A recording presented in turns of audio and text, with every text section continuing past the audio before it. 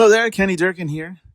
This is a little behind the scenes video on how I created the Bobo figure. This is the first character that I've ever done that's actually customizable. You can display him with his necktie, or you can pull his head off and take the necktie off and put his head back on and display him without his necktie.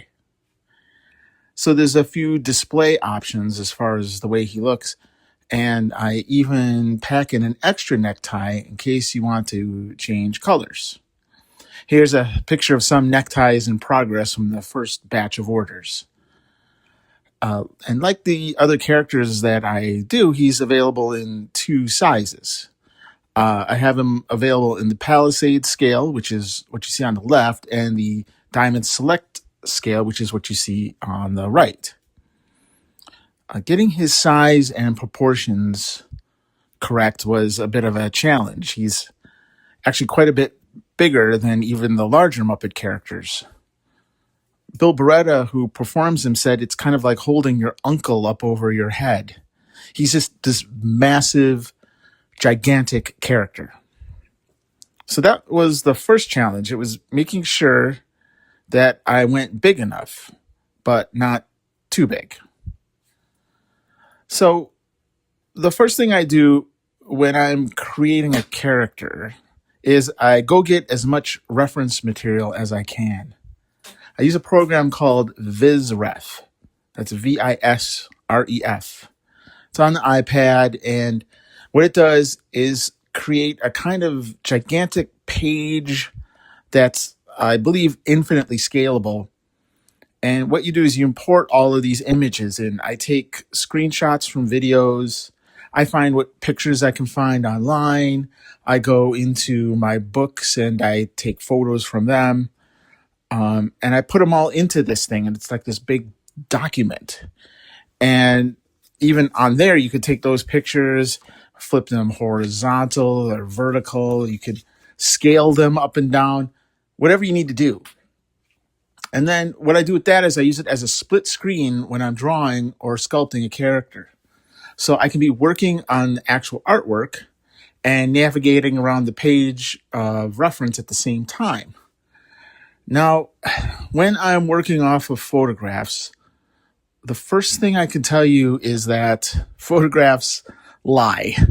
They do not tell the truth at all. They tend to flatten the features. They make things a little too pretty.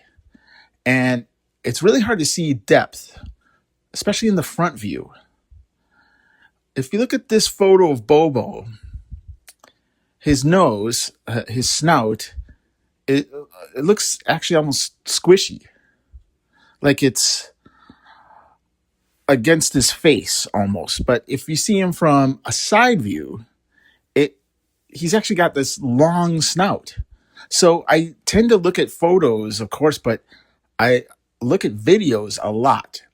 And it's true for drawing these characters as it is for drawing caricatures or portraits or anything.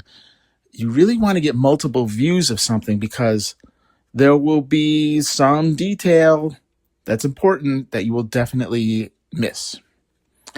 So what I try to do is take apart the character and figure out how they're constructed, kind of using simple shapes. Now, on the right part of the screen is Clip Studio, which is the drawing program that I use. I'm just kind of roughing out all the shapes and everything. On the left-hand side, you can see how I utilize VisRef as a way to kind of use that as references for what I'm drawing. It's easier for me to figure out how the character is constructed as a sketch before I do it as a sculpt, because it's really hard to kind of improvise and do that sort of thing in the sculpting program. It's better to have it all kind of figured out in advance the best you can. So what you do is once you get that sketch figured out, you drag it into the sculpting program and use that sketch as a reference. So what I found out with Bobo is, what does he look like from the waist down? A lot of these Muppets, it hasn't been really established what they look like from the waist down. In the case of Bobo, He's basically created from an older bear character that they had on the Muppet Show, kind of a background bear. But you can see him really well in the movie The Muppets Take Manhattan. He's one of the bears that Fozzie is hibernating with, and later they show up on stage when they're doing the Manhattan Melodies musical, and there's a full suited version of that character that comes out. It's still not Bobo yet, but it's kind of using the same puppet. And so I use that as kind of reference for what he looked like from the waist down. But it looked to me like he had these little tiny legs and little tiny feet. And so even when I was drawing him, he looked a little off to me. And so I kept working on him, and finally I pulled him into Nomad Sculpt and sculpted him. And once I get about 75% of the way there, I'm not completely finished, but once I get about 75%, I just print it. And that helps me out a lot because I can pick it up and I can turn it around in real space and see how gravity affects it. And suddenly all this stuff jumps out as being something that's going to need to be fixed. And in the case of this printed version, I found that he needed all kinds of help from top to bottom. He needed to be shaggier. He needed to have more fur. He was way too smooth. He looks like a big piece of chocolate, basically. I painted him a little bit and found his eyes were really hard to paint, so I pushed those out a little more, made them from being kind of discs to being half spheres almost. I kind of thickened him up from top to bottom.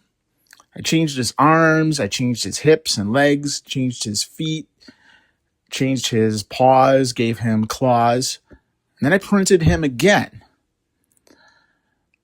And so once I had him pretty much the way I wanted to, you can see side by side the difference. The older one is on the left and the revised one is on the right. The changes affect from what's going on to make it easier to paint and what's going to read better. I had to make the teeth bigger because they were breaking off in the printing process, things like that. But finally, you just kind of figured out this is kind of the final prototype right here. There's still some things I got wrong. I got the nail color wrong. It's not black. It's actually more of a bone color. I changed the color of the base filament. It was a little too dark, so I went with more of a cocoa brown filament. But with the final paint job and the final filament, he looks as close to the actual character as I could possibly get. This is a great photo by Michael McElroy, who's one of my greatest friends, with his collection of Palisades figures, and it really brings that character to life. He fits right in there. So that's how I created Bobo. So stay tuned, because there's going to be another character coming up real soon for the month of March. So thanks for watching, and there's plenty more on the way. Thank you. Bye.